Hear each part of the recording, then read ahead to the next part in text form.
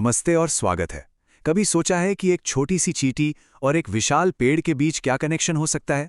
या फिर एक मछली और आसमान में उड़ते बादल के बीच? आज हम अपने पर्यावरण के ऐसे ही कुछ अनदेखे लेकिन बेहद जरूरी कनेक्शंस की दुनिया में उतरेंगे। हम अपनी बात शुरू करेंगे बिल्कुल बेसिक से कि आखिर ये पारितंत्र या इकोसिस्टम होता क्या है।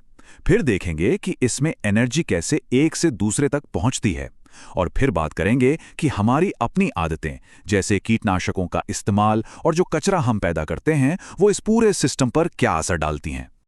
ये बात तो हम सब ने कभी ना कभी सुनी ही होगी, है ना? और शायद महसूस भी की होगी।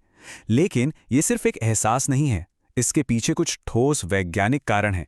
तो चलिए आज उन्हीं कारणों की तह तक चलते हैं। देखिए, हमारे पर्यावरण को समझने के लिए सबसे पहले उसकी सबसे छोटी पर सबसे जरूरी यूनिट को समझना होगा, और वो है पारितंत्र, जिसे हम इकोसिस्टम भी कहते हैं। चलिए एक तालाब का उदाहरण लेते हैं। तालाब में मछलियां हैं, मेंढक हैं, छोटे छोटे पौधे हैं। ये हो गए उसके लिविंग यानी जैविक हिस्से। और फिर वहां पानी है, सूरज की रोशनी है, मिट्टी और पत्थर हैं। ये हो गए नॉन लिविंग यानी अजैविक हिस्से।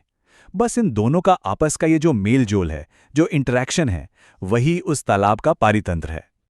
अब ये पारितंत्र भी दो तरह के हो सकते हैं। एक तरफ है जंगल या झील जैसे प्राकृतिक पारितंत्र जो अपने दम पर चलते हैं, खुद को संभालते हैं। और दूसरी तरफ हैं हमारे बनाए हुए बगीचे या एक्वेरियम, जिन्हें हमारी देखभाल की जरूरत पड़ती है। लेकिन दोनों ही अपने आप में एक पूरी दुनिया है। ये ना नेचर का एक परफेक्ट रिसाइकलिंग सिस्टम है, जहां कुछ भी, बिल्कुल कुछ भी बेकार नहीं जाता। उत्पादक यानी पेड़ पौधे सूरज से ऊर्जा बनाते हैं, उपभोक्ता यानी जानवर उस ऊर्जा को आगे बढ़ाते हैं, और अपघटक यानी छोटे छोटे जीव सब कुछ वापस मिट्टी में मिलाकर इस साइकिल को पूरा कर देते हैं। तो ये जो तीन अलग अलग किरदार हैं, उत्पादक, उपभोक्ता और अपघटक, इनके बीच का रिश्ता क्या है? असल में ये पूरी कहानी है ऊर्जा के एक जगह से दूसरी जगह जाने की। आइए देखते हैं कि ये एनर्जी एक जीव से दूसरे तक सफर कैसे करती है। इसको एक पिरामिड की तरह सोचिए। बिल्कुल नीचे सबसे चौड़े हिस्से में हैं पौधे, उनके ऊपर है उन्हें खाने वाले शाकाहारी जानवर, फिर आते हैं मांसाहारी, और पिरामिड के बिल्कुल टॉप पर हैं बड़े शिकारी।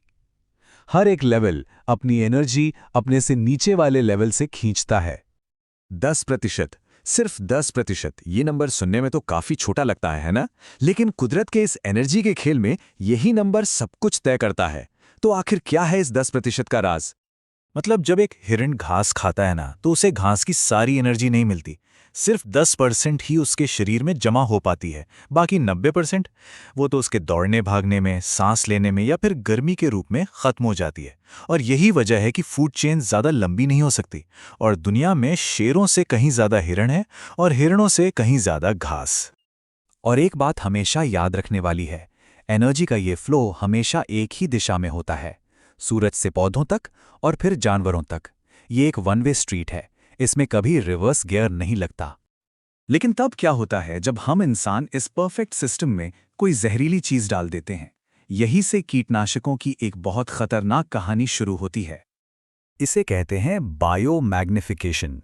इसका सीधा सा मतलब है कि कुछ जहरीले केमिकल, जैसे कि खेतों में इस्तेमाल होने वाले कीटनाशक, कुदरती तरीके से खत्म नहीं होते, बल्कि वो एक जीव से दूसरे जीव के शरीर में जमा होते जाते हैं, और हर अगले लेवल पर उनकी मात्रा कई गुना बढ़ जाती है। देखिए ये होता कैसे है। केमिकल मिट्टी और पानी में मिलते हैं, वहां से वो छोटे छोटे पौधों और कीड़ों में पहुंचते हैं। जब कोई छोटी मछली इन्हें खाती है तो उन सबके शरीर में जमा केमिकल अब उस मछली के अंदर आ जाता है। फिर जब कोई बड़ी मछली उस छोटी मछली को खाती है तो जहर की मात्रा और बढ़ जाती है, और जब हम इंसान उस मछली को खाते हैं तो वो सारा जमा हुआ जहर हमारे शरीर में पहुंच जाता है। मतलब फूड चेन में जो जितना ऊपर होता है, खतरा उसके लिए उतना ही बड़ा होता है। तो अब जब हम कुदरत के कुछ नियम समझ चुके हैं, तो चलिए देखते हैं कि हम इंसान इन नियमों को कैसे तोड़ रहे हैं। हम दो बड़ी एनवायरमेंटल प्रॉब्लम्स पर बात करेंगे जो सीधे सीधे हमारी वजह से पैदा हुई हैं। हमारी पहली कहानी हमें ले चलती है आसमान की तरफ, जहां एक अनदेखी ढाल हमारी रक्षा करती है। ये कहानी है ओजोन परत की। ओजोन परत समझिए कि ये हमारी धरती का नेचुरल सनस्क्रीन है।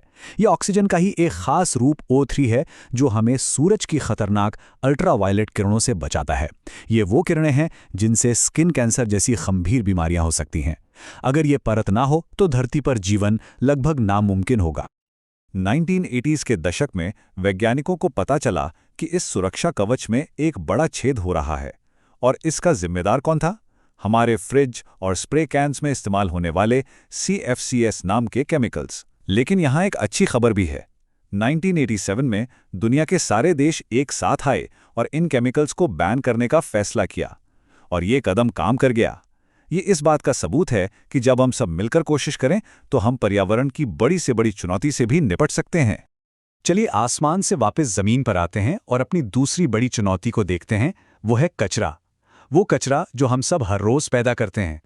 कभी सोचा है जो चीजें हम रोज डस्टबिन में डाल देते हैं उनका आखिर होता क्या है? वो कहाँ जाती हैं और उनका हमारे पर्यावरण पर क्या असर होता है? यहाँ दो तरह के कचरे में फर्क समझना बहुत जरूरी है।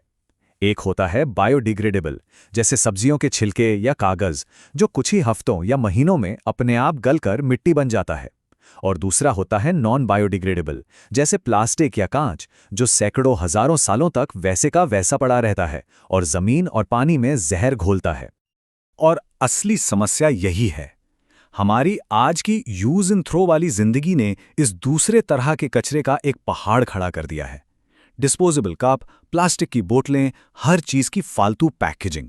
हम ऐसा कचरा बना रहे हैं जो हमारे जाने के बहुत बहुत बाद तक इस धरती पर बोझ बना रहेगा। तो आज की इस पूरी बातचीत से हमें क्या समझ आया?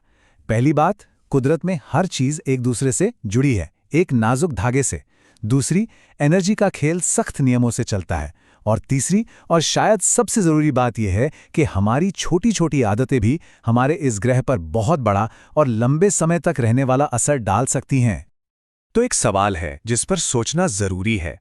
सोचिए, अगर हम इस पूरी फूड चेन से सिर्फ एक कड़ी, सिर्फ एक, मान लीजिए दुनिया की सारी मधुमक्खियों को हटा दें, तो क्या होगा?